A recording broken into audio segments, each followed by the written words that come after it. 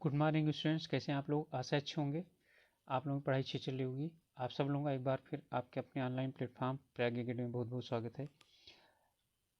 हम लोग विज्ञान से संबंधित प्रश्नावली कर रहे थे जो उत्तराखंड लोक सेवा आयोग द्वारा आने वाली जूनियर असिस्टेंट परीक्षा के लिए ठीक है महत्वपूर्ण है और उसका एक भाग है। तो चलिए उत्तराखंड जूनियर असिस्टेंट परीक्षा से संबंधित हम विज्ञान के कुछ प्रश्नावली ठीक है कर लेते हैं। अभी तक हमने 300 प्रश्न जीव विज्ञान के कर लिए हैं और अब हम करेंगे भौतिक विज्ञान के प्रश्न। तो हमारा प्रश्न, निम्नलिखित में से कौन सा मिलान सही नहीं है। ठीक है, देखिए मैं अब यानी कि ज़्यादा नहीं, क्योंकि मैं कम समय में अधिक प्रश्न करवाने की कोशिश करूँगा, इसलिए मैं आपको डायरेक्ट क्या करूँगा, वो आपको उत्तर बताऊँगा। इनमें से कौन सा मिलान सही नहीं है। ठीक है, तो इनमें से जो मिलान सही नहीं है वो कैलोरी ऊष्मा का मात्रक जो है इसमें दिया हुआ है। ठीक है, ये सही नहीं है। ठीक है, कैलोरी ऊष्मा का मात्रक सही नहीं है। डेसिमल ध्वनि का मात्रक है और अश्वशक्ति शक्ति का है। नाटिकल मील है, ये दूरी का मात्रक है। अब इसके बाद हमारा जो प्रश्न है, इनमें भौतिक राशियां दी गई हैं और इनके मात्रक दिए गए हैं और इन्हें मिलान करना है। ठीक है, तो इसमें बल है, आवेग है, कार्य है और त्वरण है। ठीक है, तो जो बल है उसका होता है न्यूटन, जो कार्य है उसका होता है जूल। तो इसका मतलब है कि ए में हमारा 3 हो जाएगा और सी में क्या हो जाएगा, 2 हो जाएगा। तो ए में 3 और सी में 2, ये हमारा किस में है, सी में है। अब उसके बाद त्वरण का होता है मीटर प्रति सेकंड वर्ग, तो मीटर प्रति सेकंड वर्ग यानी कि 1 हो जाएगा। अब आयोग बचा न्यूटन सेकंड। ठीक है, ये हो जाएगा, तो हमारा हो जाएगा 3, 4, 2 और 1। अगला प्रश्न है, इनमें से समान विमाओं वाला युग्म है, यानी किसकी विमाएं जो है वो समान हैं। तो समान विमाएं उसी की होंगी जिसके लगभग क्या होंगे, मात्रक समान होंगे। तो इसमें जो समान विमाएं होंगी, कार्य और ऊर्जा, इन दोनों का जूल होता है और इन्हीं की विमाएं क्या होंगी, समान होंगी।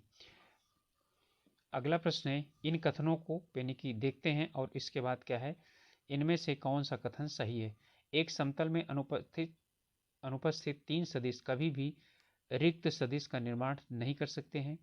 कण द्वारा तय किए गए संपूर्ण पथ की लंबाई सदैव कण के विस्थापन के परिणाम के बराबर होती है।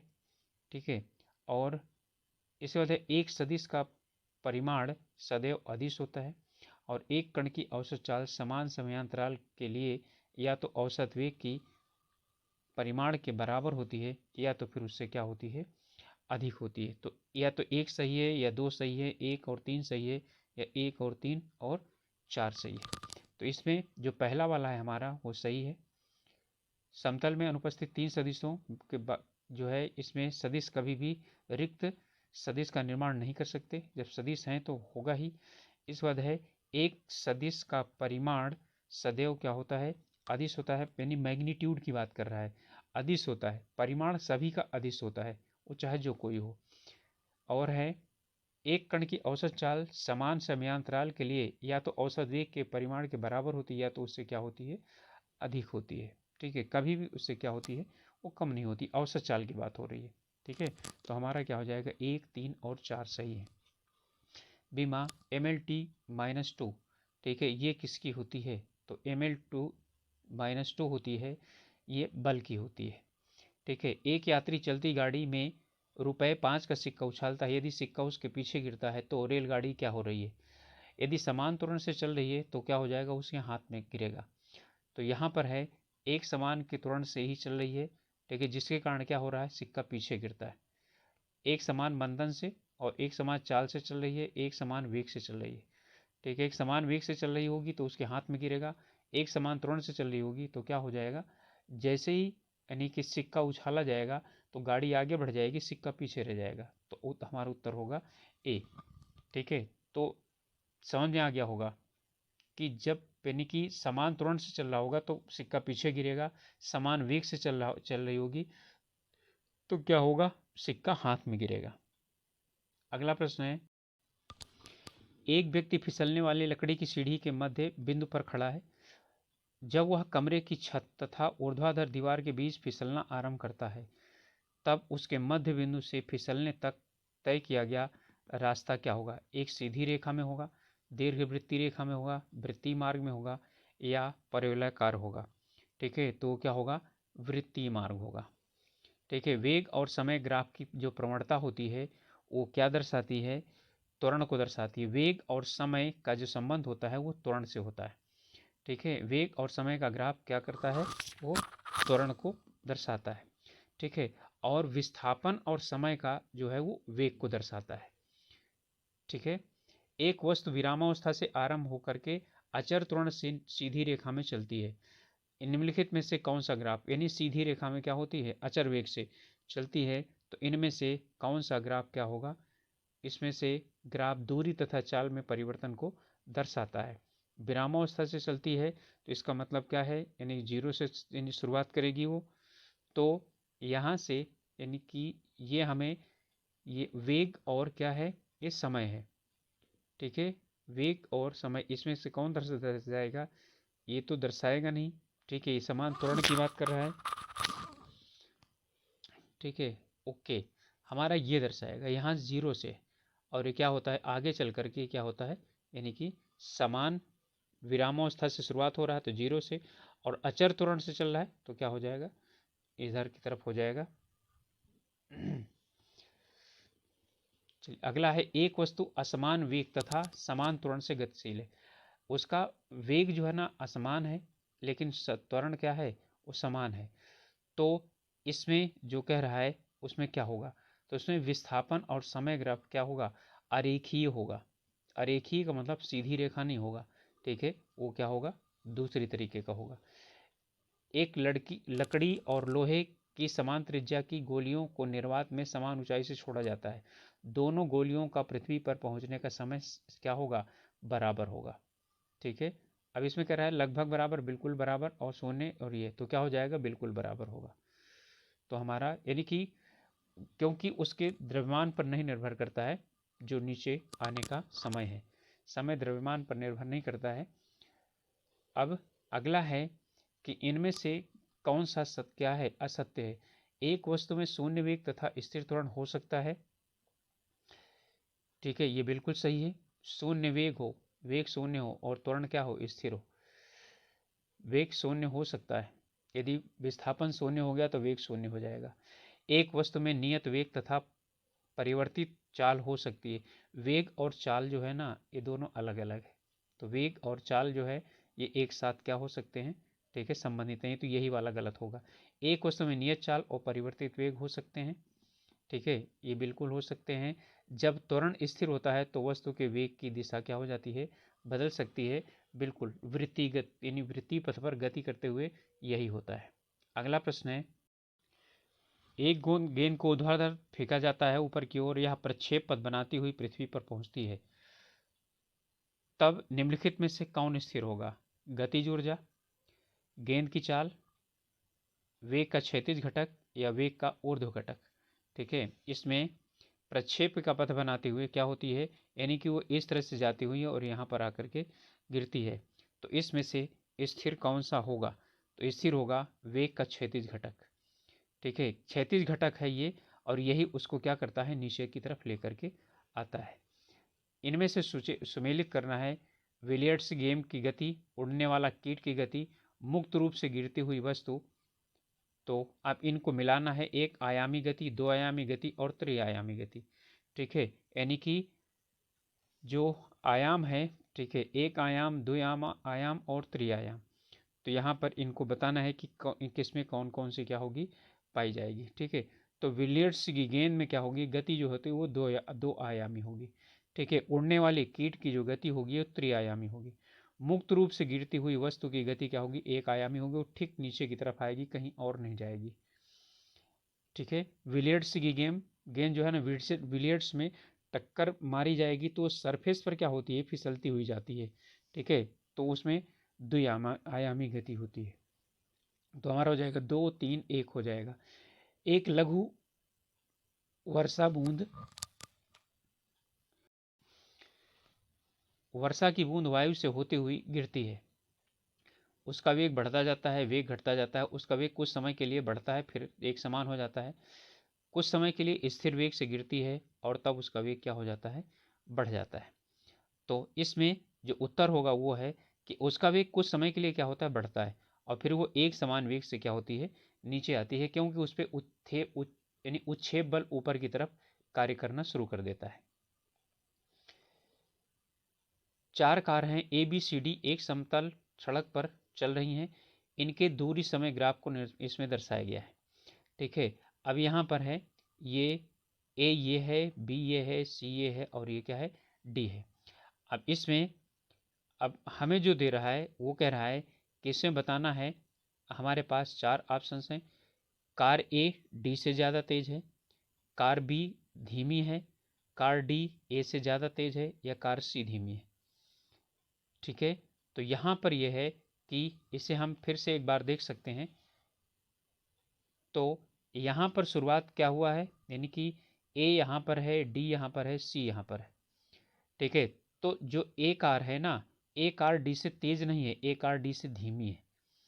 ठीक है, तो इसका मतलब क्या हुआ, डी कार ए से तेज है, तो कार डी ए से क्या है, तेज है, ये वाली हो जाएगी। बी सबसे क्या है, धीमी है, बी कार धीमी सब कह रहा है ना, सबसे धीमी नहीं कह रहा है, इस सबसे धीमी है। सी कार सबसे तेज है, सी कार धीमी नहीं है, तेज है। अगला प्रश्न है, कह रहा है वी चाल से सरल रेखीय गति पर चल रही कार द्वारा टी समय में तय की दूरी एस बराबर कितना है, वी टी है, तो कार में क्या है, एस बराबर वी और टी है। यानी एस का मतलब है विस्थापन, तो विस्थापन बराबर क्या चीज हो गया, वेग यानी चाल और गुणे क्या हो गया, समय। तो इसमें होगा क्या उत्तर,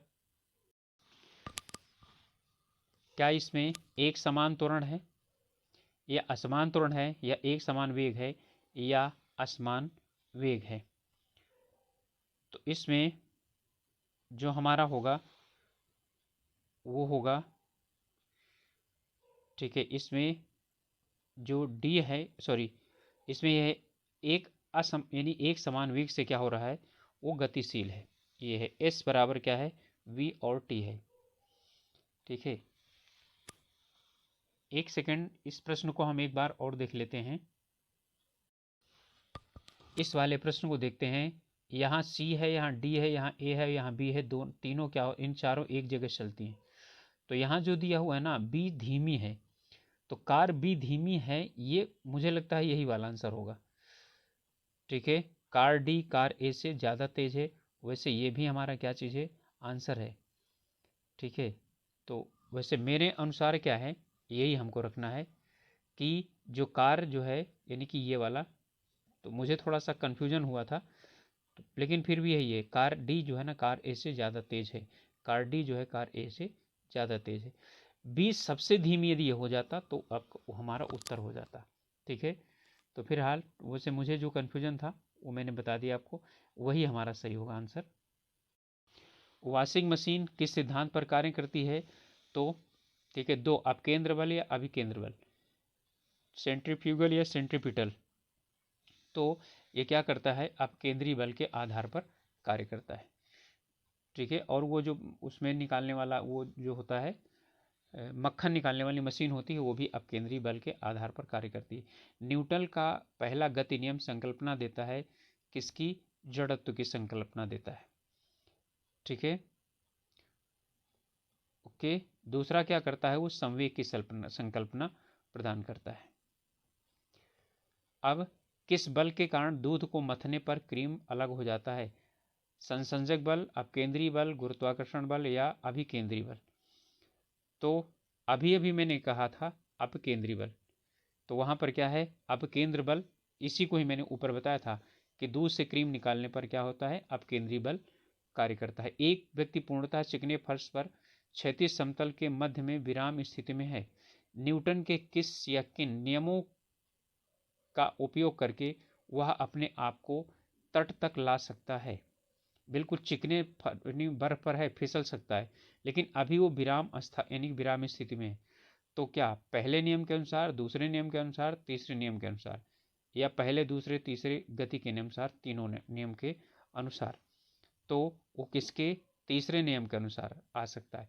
यानी वो बर्फ के उस पर क्या दे, धक्का दे तो फिसलेगा नहीं, वो आगे की तरफ उसे क्या कर देगा, ठीक है, फेंकेगा। और इसीलिए जो बर्फ वगैरह में चलने वाले लोग होते हैं वो क्या करते हैं, ऐसे जूता पहनते हैं जिनमें जो वो होते हैं वो बड़े बड़े पीछे उसमें तलुओं में, ठीक है, कांटों की तरह निकले हुए होते हैं।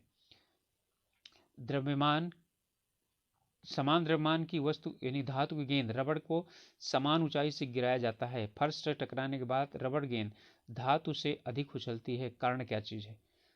धातु संवेग सुरक्षित नहीं रहता, रबड़ गेंद फर्श से अधिक वेग से टकराती है, फर्श से टकराने के बाद रबड़ गेंद का संवेग सुरक्षित नहीं रहता। इनमें से कोई सा भी नहीं, ठीक है, इनमें से कोई सा भी नहीं, क्योंकि ये किस पर निर्भर करता है, यानी कि उस पर धातु की बात कर रहा है, रबड़ की गेंद और धातु की बात कर रहा है। तो रबड़ क्या होती है, प्रत्यास्थ होती है, तो ये प्रत्यास्थता के कारण क्या होता है, रबड़ गेंद ज़्यादा ऊंची उछलती है। रॉकेट की गति पर अधिक से यानी कि कौन सा यानी संरक्षण का सिद्धांत लागू होता है, ठीक है।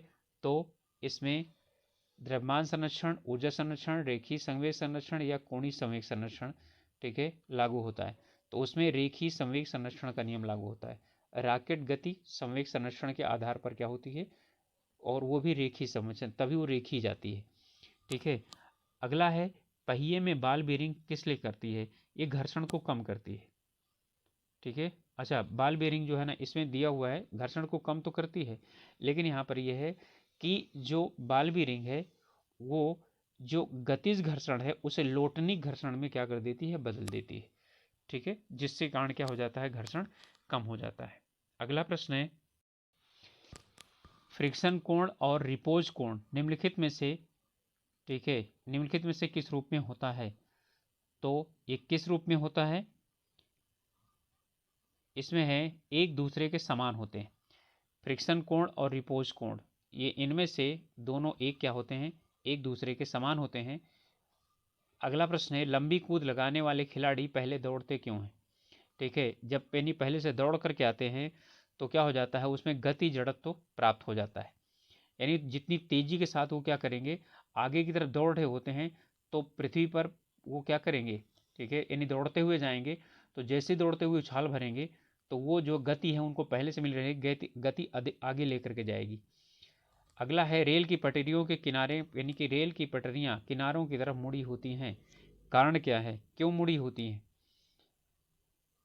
इसका कारण है कि रेलगाड़ी के भार के क्षैतिज घटक को आवश्यक अभिकेंद्री बल प्राप्त करने के लिए, यानी रेलगाड़ी को जब मोड़ होता है तो रेलगाड़ी का जो भार है ना, तो उसका जो क्षैतिज घटक है वो अभिकेंद्री बल प्राप्त कर सके, इसके लिए क्या किया जाता है, ये होती हैं।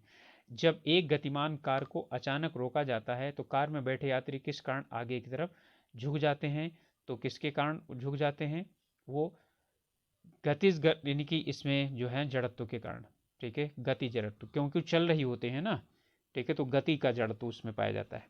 रुके हुई है, चल जाएगा, तो वो कौन सा हो जाएगा, विराम जड़त्व के कारण। फुटबॉल मैच में तीव्रगामी फुटबॉल गेंद को लपकते समय मैदान में स्थित एक गोलकीपर अपने हाथों को तीव्रगामी गेंद के साथ धीरे धीरे पीछे की ओर तरफ खींचता है, तब गोलकीपर की सहायता करता है, यानी कि रुकने के लिए। जैसे वो है, क्रिकेट खेलते हैं तो कैच लेते समय, तो इसमें गेंद पर लगा अधिक बल, हाथों द्वारा गेंद पर लगने वाले बल यानी कि बल को घटाना, संवेग परिवर्तन की दर में वृद्धि करना, संवेग परिवर्तन की दर में क्या करना, कमी करना। तो इसमें जो होता है वो हाथों द्वारा गेंद पर लगे बल का क्या करना, घटना, यानी जिससे कि उसके हाथों में चोट ना लगे। अगला है, वस्तु के जड़त्व का कारण होता है, तो वस्तु के जड़त्व का कारण क्या होता है, ये होता है गति में कोई परिवर्तन नहीं, ठीक है। वस्तु में जड़त्व का कारण होता है कि गति में कोई क्या होता है, परिवर्तन ना होना, ये है। अगला प्रश्न है, चलिए इनको मिलाना है, स्थैतिक घर्षण, गतिज घर्षण, सीमांत घर्षण और घर्षण गुणांक। सीमांत घर्षण से थोड़ा कम, स्थैतिक घर्षण से अधिकतम, स्पर्श कोण की स्पर्शज्या के बराबर या स्वयं नियंत्रित। तो इसमें जो यानी कि हमारा मिलाने के लिए है, तो इसमें स्थैतिक घर्षण जो होता है वो क्या होता है, ये स्वयं नियंत्रित होता है, तो यानी कि ए का क्या हो गया, 4 हो गया। गतिज घर्षण जो होता है वो सीमांत घर्षण से क्या होता है, थोड़ा सा कम होता है। ठीक है, और इसके बाद है जो सीमांत घर्षण है, स्थैतिक घर्षण का अधिकतम मान होता है, और जो घर्षण गुणांक है वो स्पर्श, ठीक है, कोण की स्पर्श के बराबर होता है। तो हमारा उत्तर हो जाएगा 4 और 1। तो 4 और 1 और 2 और 3, तो हम उत्तर हो जाएगा बी। माना एक वाहन क्षैतिज सड़क पर पूर्व दिशा की तरफ जा रहा है जिस पर वायु द्वारा लगा बल उपेक्षणीय है, तब सड़क पर चलने वाले वाहन का घर्षण बल होता है क्या? घर्षण बल क्या होगा, किस दिशा की तरफ होगा? पूर्व दिशा की तरफ क्या हो रहा है, गतिशील है। जब पूर्व दिशा की गतिशील है तो उसे जो घर्षण है पूर्व दिशा की ओर क्या हो जाएगा, उस पर यानी कि पूर्व दिशा की तरफ जा रहा है, यानी कि क्षैतिज सड़क पर पूर्व दिशा की तरफ जा रहा है, और सड़क पर चलने वाले वाहन का घर्षण बल क्या होगा? ठीक है, तो किधर की तरफ होगा, पूर्व दिशा की तरफ ही होगा, या तो फिर पश्चिम दिशा की तरफ होगा। तो पूर्व दिशा की तरफ ही क्या होता है, घर्षण होता है, और उसी को ही क्या करता है, वो आगे की तरफ बढ़ाता हुआ चाहता है। एक व्यक्ति विरामावस्था में कार में बैठा हो, तब सड़क पर चलती कार के चारों पहियों में से प्रत्येक पर लगी प्रतिक्रिया आर है। जब कार सीधी समतल सड़क पर चलेगी तो पहियों में प्रत्येक पर प्रतिक्रिया का परिवर्तन क्या होगा? प्रतिक्रिया बल आर है। ठीक है, तो प्रत्येक जो प्रक्रिया हो जाएगी वो आर से क्या हो जाएगा, अधिक हो जाएगा, क्योंकि उसमें व्यक्ति क्या होता है, बैठा हुआ है। ठीक है, एक स्थिर रखी हुई वस्तु को गतिमान किया जाता है तो वह अचानक समान द्रव्यमानों के दो भागों में टूट जाती है, तब दोनों भाग गति करेंगे। अब क्वेश्चन समझिएगा, जब एक वस्तु चल रही है और जैसे चलती है वैसे क्या हो जाता है, दो बराबर भागों में टूट जाती है, तो दोनों की जो गति है वो किस प्रकार की होगी? तो दोनों की जो गति होगी वो विपरीत दिशा में समान चाल से, ठीक है, यानी कि गतिशील होंगे। हम मैली सड़क पर फिसल जाते हैं, इसका कारण क्या है? तो मैली सड़क पर फिसलने का कारण क्या है कि वहाँ पर घर्षण नहीं होता है, तो घर्षण की कमी होती है। यही कारण है कि हम फर्श पर फिसल जाते हैं, ज़्यादा साफ जो सुथरा है उस पर फिर भी फिसल जाते हैं, बर्फ़ पर फिसल जाते हैं, क्योंकि वहाँ घर्षण नहीं होता। भार राशि को किसके द्वारा मापा जाता है? ठीक है, तो भार को किसके द्वारा नापा जाता है? किरण संतुलन, स्प्रिंग संतुलन, यानी कि जो वो है उभयनिष्ठ संतुलन, या संतुलन चक्र के द्वारा। तो किसके द्वारा इसे नापा जाता है? तो स्प्रिंग तुला के द्वारा नापा जाता है। ठीक है, एक वस्तु का वृत्तीय पथ के चारों ओर गति करना किस चीज का उदाहरण है? वृत्तीय पथ के चारों तरफ जो है ना, समान चाल और परिवर्ती वेग। वृत्तीय पथ में चाल समान होती है लेकिन वेग क्या होता है, उसका परिवर्तित होता रहता है, जिसके कारण उसमें त्वरण पाया जाता है। रॉकेट किस सिद्धांत के आधार पर कार्य करता है? तो किस सिद्धांत पर कार्य करता है? न्यूटन के तीसरे नियम के अनुसार पर, क्रिया प्रतिक्रिया नियम के अनुसार पर। क्रिकेट मैच का खिलाड़ी गतिमान गेंद को कैच करते समय अपने हाथ को पीछे की तरफ क्या कर लेता है, खींच लेता है। अभी पहले भी यही आया है, जिससे गेंद का वेग शून्य हो जाता है। तब यह दर्शाता है किसको?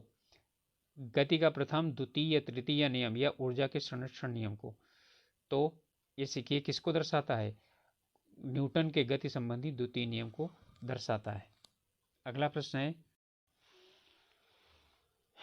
कोई मोटर वाहन एक समान चाल से किसी वृत्तीय पथ पर गतिमान है, वाहन का कुल त्वरण होगा। तो यानी कि वृत्तीय पथ पर क्या हो रहा है, गति कर रहा है, तो उस पर इसका जो त्वरण होगा वो कितना होगा? वो कुल त्वरण शून्य होगा, वृत्त के केंद्र की ओर होगा, केंद्र की दिश होगा बाहर की ओर, या त्रिज्या के अनुलंब होगा। तो यदि इसको देखा जाए तो यहाँ पर ये वृत्त के केंद्र की ओर क्या होगा, इसका त्वरण होगा। अगला प्रश्न है, यदि कोई पिंड एक समान वृत्तीय गति कर रहा होता है तो इसकी क्या होती है, एक समान वृत्तीय गति कर रहा होता है, तो इसका या इसकी, तो इसमें त्वरण एक समान बना रहता है या वेग बदलता रहता है? तो समान चाल से, और क्या है, अभी पिछला आया है, और वेग क्या होता है, परिवर्तित हो रहा है, क्योंकि दिशा परिवर्तित होती रहती है, इसलिए वेग क्या होता है, परिवर्तित रहता है। साइकिल तथा कारों में बॉल बेयरिंग का उपयोग कारण किस लिए होता है? तो बॉल बेयरिंग का जो उपयोग होता है किस लिए होता है कि पहिए तथा धुरी के बीच जो प्रभावी क्षेत्रफल होता है वो क्या हो जाता है, घट जाता है, जिसके कारण घर्षण कम होता है।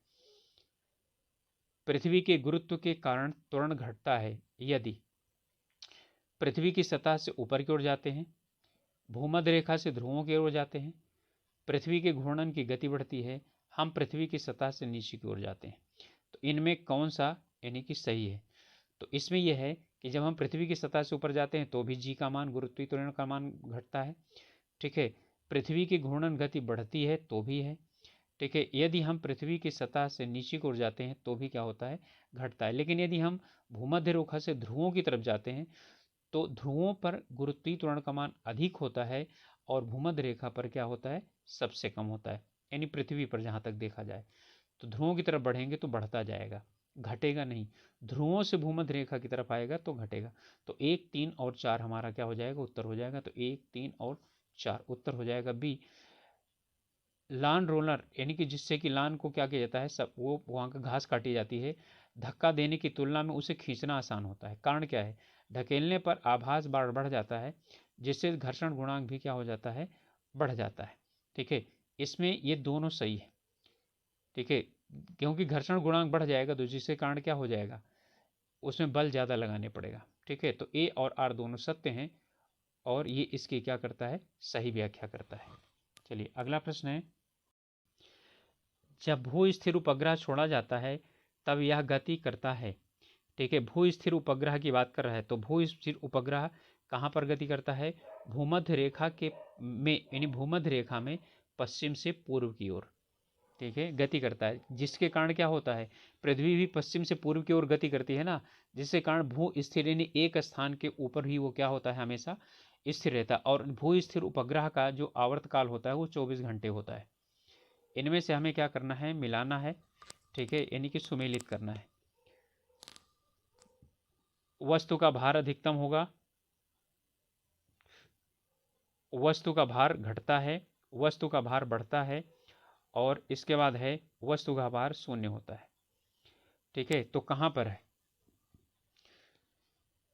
तो हमें दिया हुआ है पृथ्वी की सतह से ऊंचा यानी ऊंचाई में वृद्धि पर, शून्य बिंदु पर, पृथ्वी की सतह पर, जब वस्तु चंद्रमा की ओर शून्य बिंदु पर क्या होता है, गतिमान होता है।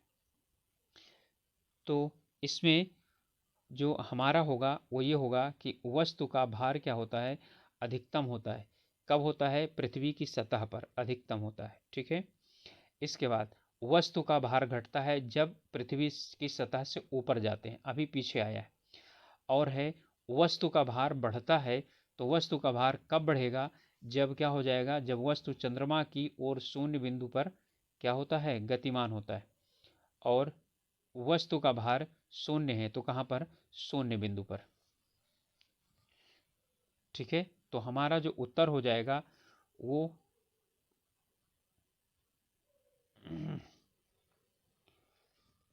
3, 1, 4 और क्या हो जाएगा, 2 हो जाएगा। अगला प्रश्न है, जब किसी वस्तु को पृथ्वी से चांद पर ले जाया जाता है, ठीक है, तो द्रव्यमान नहीं बदलता है, उसका भार क्या हो जाता है, बदल जाता है। ठीक है, तो हमारा उत्तर भी हो जाएगा कि उसका क्या हो जाएगा, भार बदल जाता है परंतु द्रव्यमान उतना ही रहता है। अगला प्रश्न है, एक व्यक्ति कृत्रिम उपग्रह में भारहीनता का अनुभव करता है क्योंकि पृथ्वी के कारण लगा आकर्षण बल है, सभी स्थानों पर शून्य, चंद्रमा के कारण स्थान पर संतुलित, ठीक है, या ठीक है अभिकेंद्र बल पर, और या निश्चित आकृति के उपकरणों पर प्रभावहीन। तो यहाँ क्या हो जाएगा, अभिकेंद्र बल पर क्या होता है, आधारित होता है। अब है अगला प्रश्न कि यदि पृथ्वी तथा इसके चारों ओर घूमते हुए उपग्रहों के बीच लगा गुरुत्वाकर्षण बल अचानक शून्य हो जाए तो उपग्रह क्या होगा। तो उपग्रह क्या होगा, समान वेग से वास्तविक कक्ष में लंबवत गति करना शुरू कर देगा। ठीक है, फिर लंब यानी कि वृत्ताकार गति नहीं करेगा, फिर लंबवत गति करेगा, यानी सीधा गति करना शुरू कर देगा। इसके बाद है, जब पृथ्वी के उपग्रह में ऊर्जा का ह्रास होता है तो वह गति करता है। यानी पृथ्वी के उपग्रह में ऊर्जा का ह्रास होता है, ऊर्जा कम हो जाती है तो गति करता है। कैसी गति करता है, तो वह निम्न कक्षा की ओर और गतिज यानी गति करता है और उसकी गतिज ऊर्जा क्या हो जाती है, बढ़ती जाती है। ठीक है, कारण क्या है कि पृथ्वी अपनी तरफ उसको क्या करती है, खींचना शुरू कर देती है। अगला प्रश्न है भू स्थिर उपग्रह।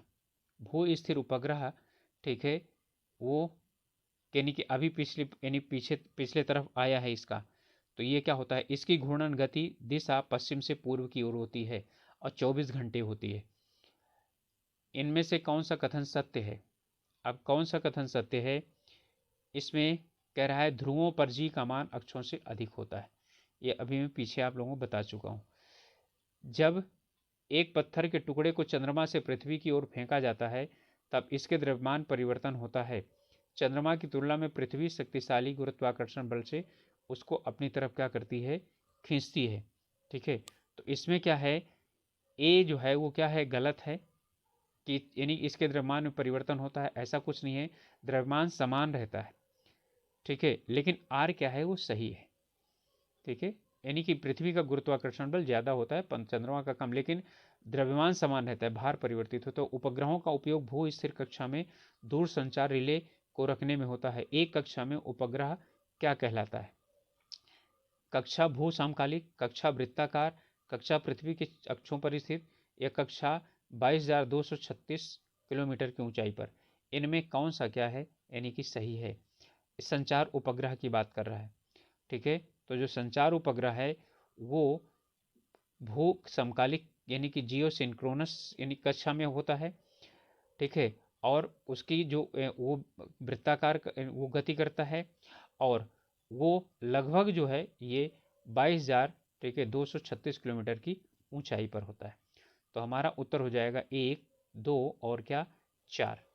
अगला प्रश्न है कि पृथ्वी के उपग्रह की कक्षा समतल होती है जब यह, तो जब यह पृथ्वी के केंद्र के मध्य से गुजरता है तो पृथ्वी के कक्षा के समतल हो जाती है उसकी। ठीक है,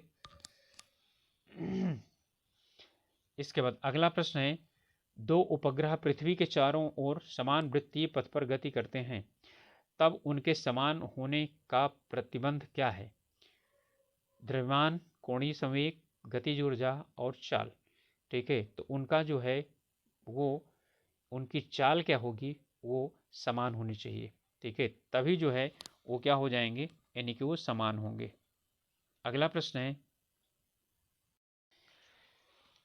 जब एक कुली अपने सिर पर भारी बोझ रख करके क्षैतिज प्लेटफॉर्म पर चलता है तब गुरुत्व के सापेक्ष कुली द्वारा किया गया कार्य शून्य होता है।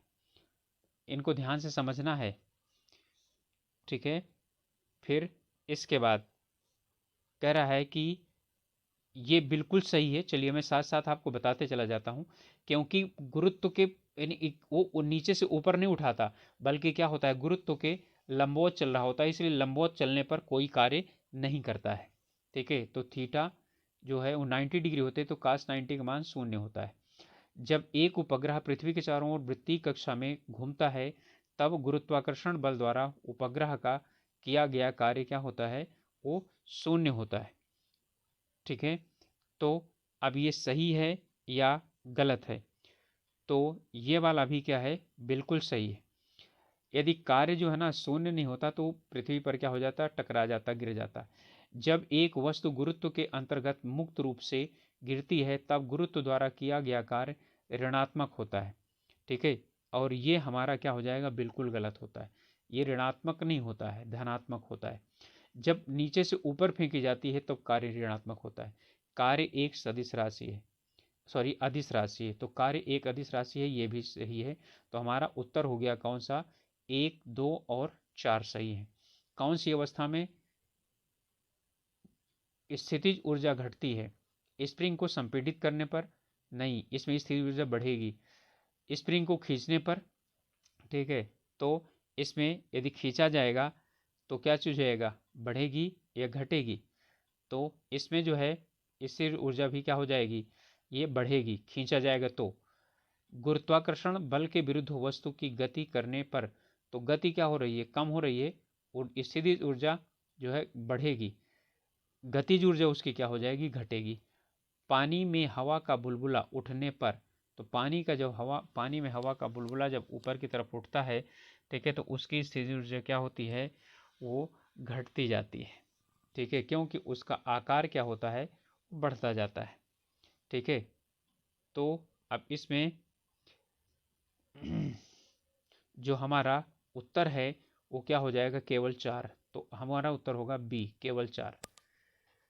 इनमें से सुमेलित करना है। विद्युत हीटर, विद्युत बल्ब, रासायनिक ऊर्जा का ऊष्मा ऊर्जा में रूपांतरण। ओके, विद्युत हीटर क्या करता है, ये विद्युत ऊष्मा को किसमें परिवर्तित करता है, ये ऊष्मीय ऊर्जा में परिवर्तित है। विद्युत बल्ब विद्युत को प्रकाश ऊर्जा में परिवर्तित करता है।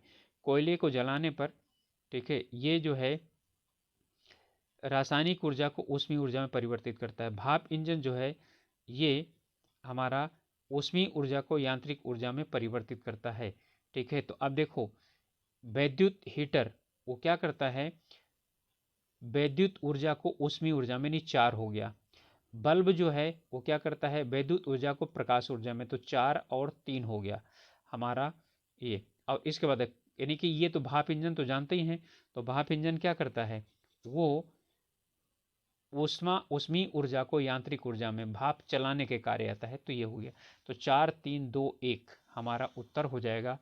तो हमारा जो उत्तर है वो 4 3 2 1 यानी कि डी उत्तर हो जाएगा। ठीक है, तो ओके, चलिए एक बार फिर इसको देख लेते हैं। रासायनिक ऊर्जा का ऊष्मीय ऊर्जा में रूपांतरण। ओके, सी जो है ना, सी में 1 होगा, डी में जो है हमारा क्या होगा, 2 होगा। तो डी में 2 यहाँ पर है। ठीक है, तो डी में 2, 4 3 1 2 होगा। ठीक है, कोयला जो है रासायनिक है और वो क्या करता है, ऊष्मा में बदलता है, और ये ऊष्मा को, और ये किस में बदलता है, यांत्रिक ऊर्जा में। तो 4 3 1 2 होगा। अगला प्रश्न है, भी ऊष्मा का परिवर्तित रूप है, और यही जनरेटर जो होता है वो यांत्रिक ऊर्जा को विद्युत ऊर्जा में बदलता है। तो यांत्रिक ऊर्जा को विद्युत ऊर्जा में कहाँ है, ये 2 हो जाएगा।